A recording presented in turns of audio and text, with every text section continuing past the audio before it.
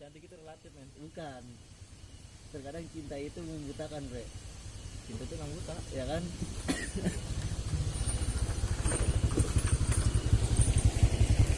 Ya jadi tadi gue setelah udah nge-review dari curugnya, terus gue mau masuk aksesnya, gue juga pun udah gue kasih tahu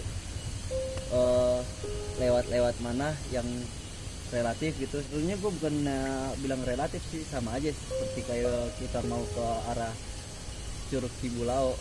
Dan bedanya untuk dari persimpangan cuy, untuk persimpangannya ya sekali lagi sorry to say Lo makan tiap hari tempe tahu aja juga. Kecuali kalau gue tahu lo makan roti tiap pagi. Lah, harapannya roti tawar. ya jadi sorry to say gue bukannya mau buat bicara ini kondisi apa ini. Bukannya gue buat nggak mau bukannya gue nggak mau ngulang-ngulang lagi, bukannya gue mau ngulang-ngulang terus, tapi karena gue belum tahu nih siapa yang nonton baru datang atau nonton lagi gitu, atau orang yang baru lagi nonton gitu. Jadi gue tetap, karena kan dari konten ataupun konsep gue yang ini, channel gue ini gue memakai part gitu. Jadi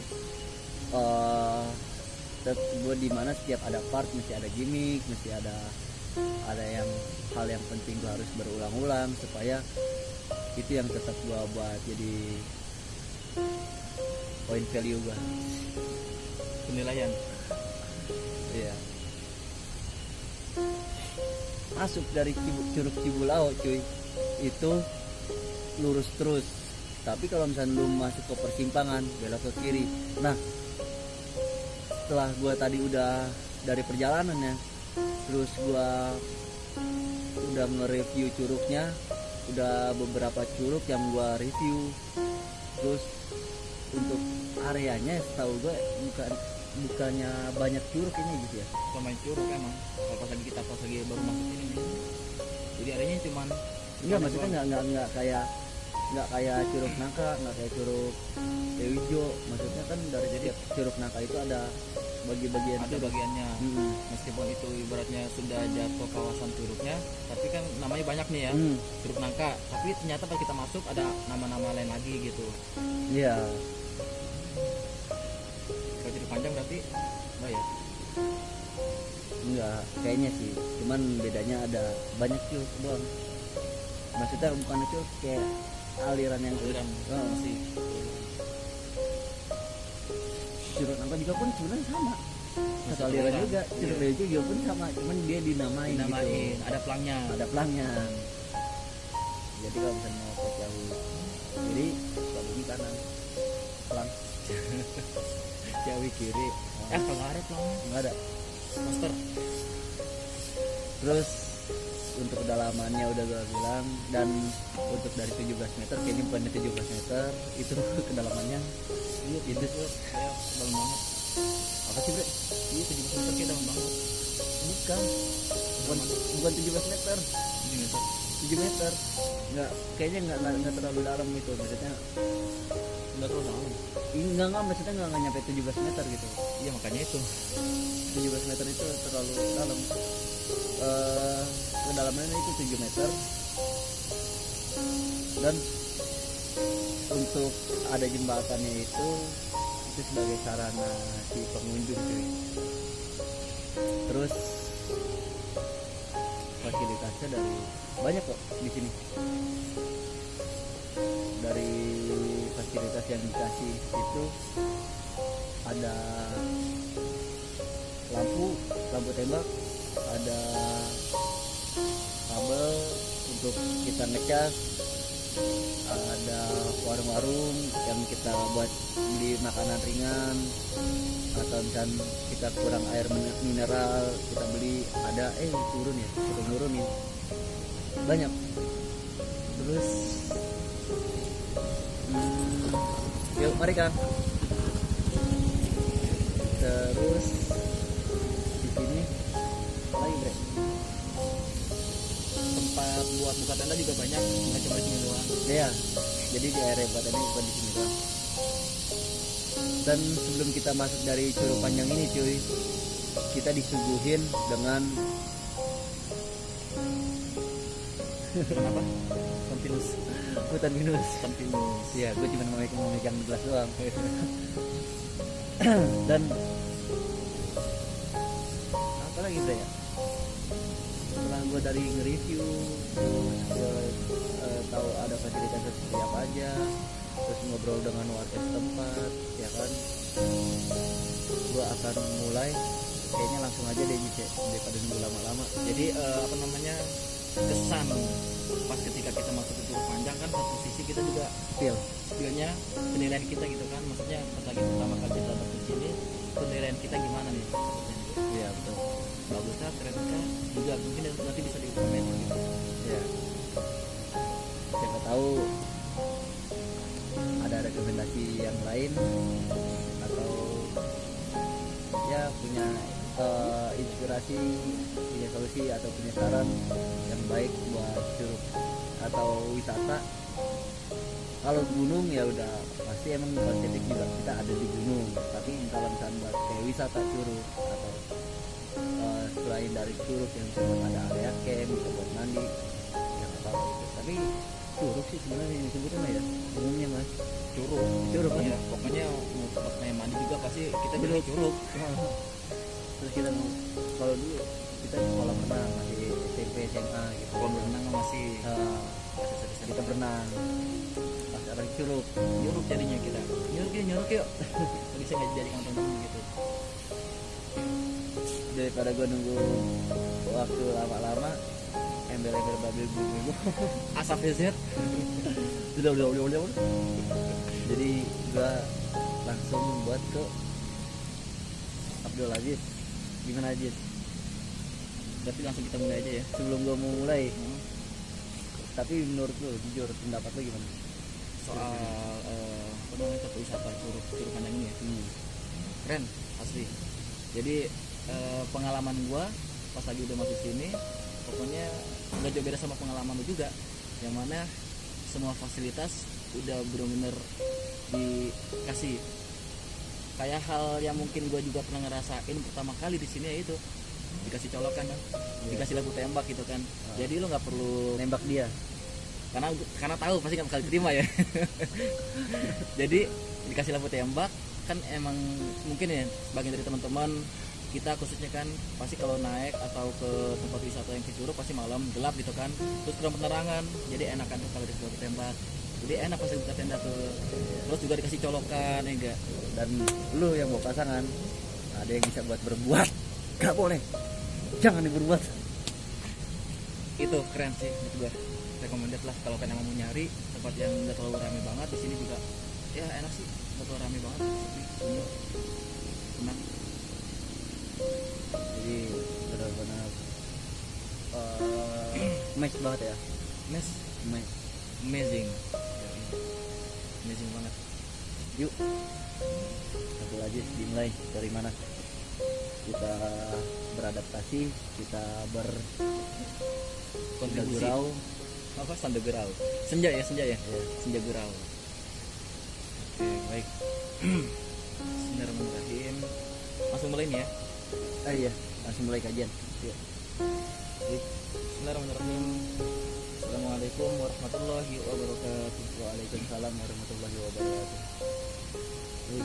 Alhamdulillahirabbil alamin. Alhamdulillahi wa kafa. Rabbi shrah li sadri wa yassir li amri wahlul 'uqdatam min lisani yafqahu qawli. Asyhadu an la ilaha illallah wahdahu la syarika lah wa asyhadu anna Muhammadan abduhu wa rasuluhu la nabiyya ba'dah. Qala Allah Ta'ala fi kitabihil karim, law anzalna hadzal qur'ana ala jabalin law anzalna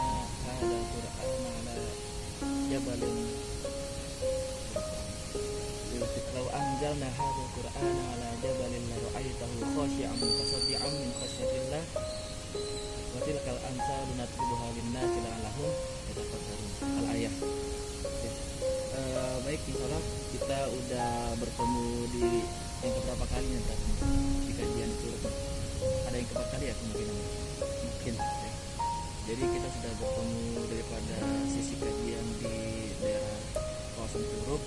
Jadi memang atas hadirnya kita datang ke tempat juga bukan hanya semata-mata kita sebagai healing semata ya. Betul. Jadi bukan hanya sekedar kita menikmati alamnya juga, kita menikmati bercampur atau berinteraksi dengan masyarakat sekitar, dengan alam. Nah, jadi di samping itu kita juga sebenarnya kayak Cuan nyari. tanda kurung ya, tanda kutip tanda kutip guys ya. Terus di samping itu juga kita kayak mentadaburi alam. Selain kita di gunung, di Curug juga itu juga bisa mentadaburi alam, terus juga mentafakuri alam salah. Jadi untuk setiap daripada pertemuan kita ini, semoga apa yang kita berikan, apa yang mungkin penonton rasakan, semoga semuanya itu bisa mendapatkan hidayah, taufik maupun manfaat misalnya gitu. Amin ya Rabbi. Nah, jadi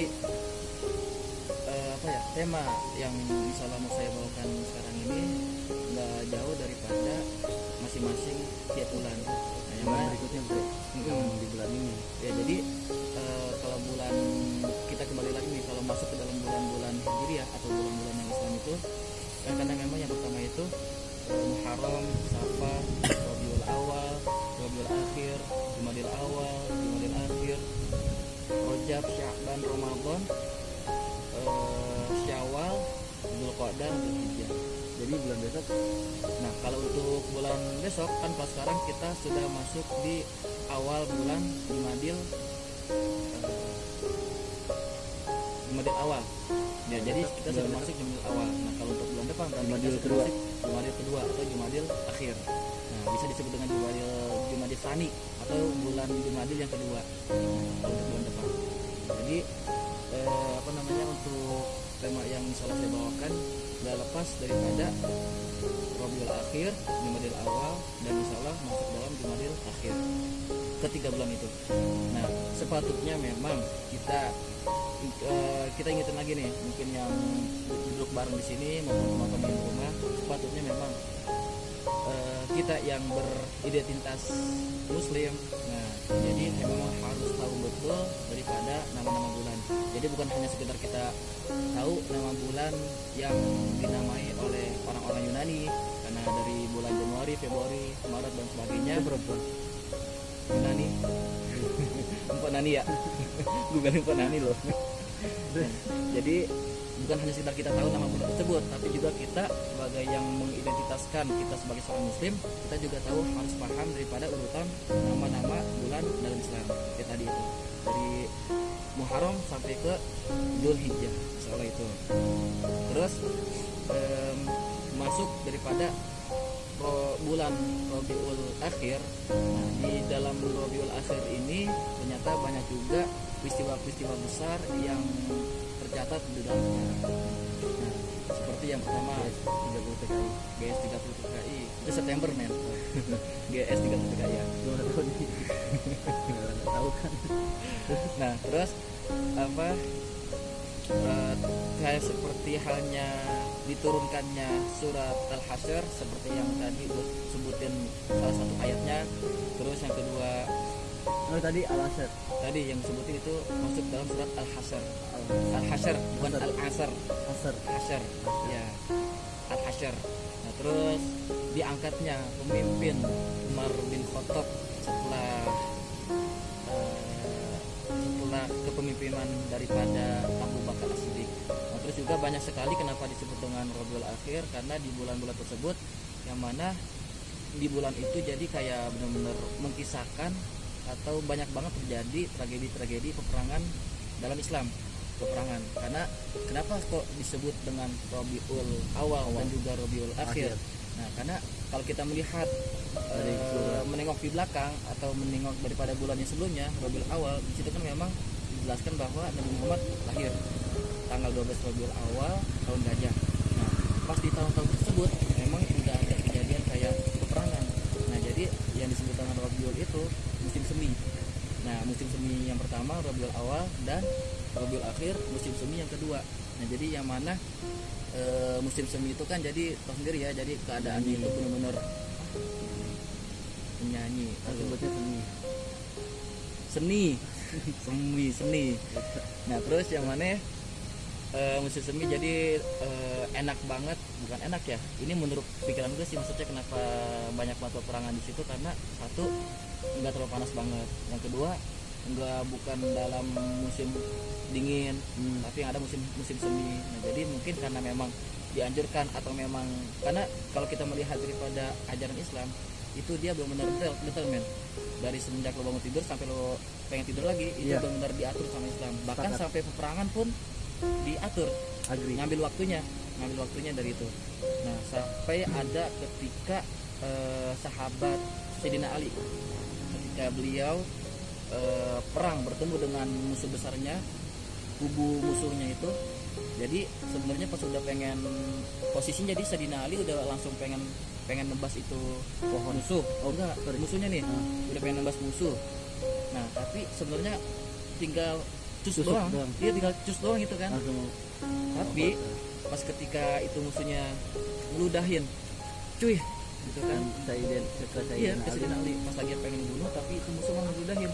Akhirnya Sayyidina Ali kagak jadi kebunuh tuh.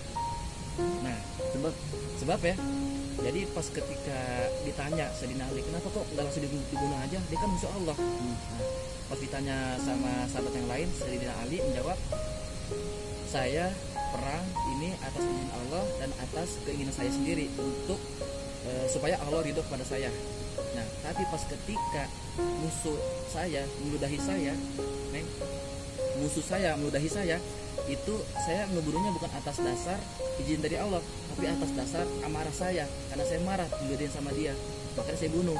Nah makanya saya tidak mau mengikuti daripada amarah saya, akhirnya nggak jadi ngebunuhnya.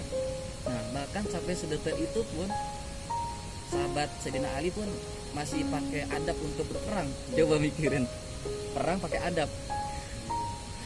Kalau ngebanding kayak orang-orang kita ya, yang ada di luar logika manusia itu. Betul, itu dia. Makanya benar kalau kita ngebandingin kita yang sama Rasulullah deh, sama sahabat-sahabatnya nih, wow jauh benar. Jangankan dalam perang, dalam kita berteman, dalam kita mungkin berinteraksi dengan orang-orang sekitar, mungkin segores sedikit atau mungkin bercanda dikit, kita baper gitu kan. Akhirnya gak mau temen, akhirnya ya udah mencari gitu. Paku payung, baper gitu. Paku payung, tutup toples. Oke. Ada pajigur, baper. Sepak Firaun. Nah itu dia, makanya kalau kita melihat sekilas daripada adab maupun attitude daripada gambaran, jangan langsung ke Rasulullah deh, tapi dari sahabat-sahabatnya aja dulu, kita malah kayak merasa insecure gitu kan, merasa kayak diri kita ini sebenarnya masih belum bisa atau masih belum mampu untuk menyandingi daripada adab dan perilaku sahabat-sahabatnya itu. Nah terus banyak banget ya peperangan daripada di bulan-bulan Rabiul Akhir ini. Jadi salah satunya kayak perang Jamal, perang Gomar. Nah itu banyak banget itu kisah-kisahnya di bulan Rabiul Akhir. Jamaluddin. Tadi apa? Perang Jamal. Ada namanya perang Jamal. Jadi bukan cuma menceritakan orang doang, tapi nama perang Yang maksudnya ada artinya apa gimana? Kalau perang Jamal, kalau artinya gue kurang paham.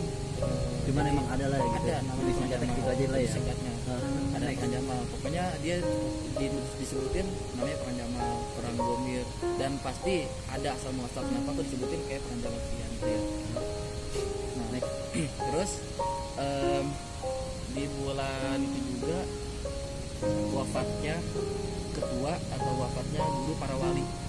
Nah yang kita tahu kan wali-wali di datang ke tanah Indonesia itu kan ada 9 ya, Wali Songo, nah disebut dengan Wali Songo. Nah ternyata di bulan Rabiul Akhir ini jadi ada guru wali yang memang wafatnya di bulan Rabiul Akhir, dan lebih tepatnya pada maghrib hari Sabtu. Dia wafatnya. Beliau dan lu juga pernah dengar, dan emang ini familiar banget karena memang kitab-kitabnya itu atau selawatannya itu dia sering dipakai sama anak-anak selawat gitu. Nama kitabnya itu Hintoduror. Nah, makanya banyaklah tulisan-tulisan atau kitab-kitabnya itu dipakai atau benar-benar diamali sama anak-anak majelis. Kitab kuning. Ya kayak kitab kuning betul itu. Kuning gundul. gundul kita kuning sama aja. Oh. Sama aja. Jadi Orang lawak. kalau Terus iya jadi nah kalau gue nanya nih yang dia maksud gua dengan nggak bisa jawab nih. gue nanya nggak apa-apa, tapi gue nanya kalaupun emang bisa jawab gue lurusin. Ya udah gua nggak bisa jawab itu.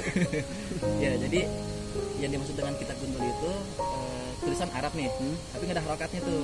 Ya. Jadi nggak ada fathah, nggak ada Oh, garis-garisnya. iya. Jadi gundul semua Iya, tuh. iya, iya. Makanya Iya, itu disebut tahu, dengan kitab kitab gundul gundul. atau disebut dengan kitab kuning. Nah, kenapa disebut dengan kitab kuning?